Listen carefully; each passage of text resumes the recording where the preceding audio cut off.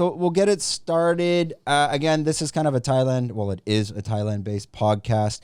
Let's just walk us through your story of getting started into MMA, and let's go back to the time, the earthquake in Christchurch, which basically shook it all up. Yep, that was a while ago now. 2011, probably. Yeah, so... Oh, I came to Thailand before that for a couple of months, like my first year out of school. And then, like everybody, I was like, oh, I need to go back there. Need to find a way back, right? So, and like everybody, back then I sort of ran out of money, so I had to go home and work. So I went home.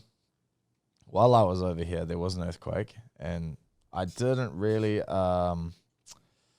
understand the gravity of it at the time because we'd never had earthquakes. So I had nothing to compare to. So my parents and stuff like, oh, it's really bad. It's damaged the cities. Some people have died. I was like, wow, that's crazy. And then so I went home, and then I experienced like a bigger one when I was there. I was like, holy shit! Like it knocked me off my feet. Like blew all the windows out of my building. Like the water exploded up out of the pool. 15 feet out of the pool. Jesus Christ. And I was like shaking, and I was on the ground like bouncing around, and like then it stopped, and it was just like smoke and collapsed like building and dust and alarms going off, and I was like, man, this is crazy.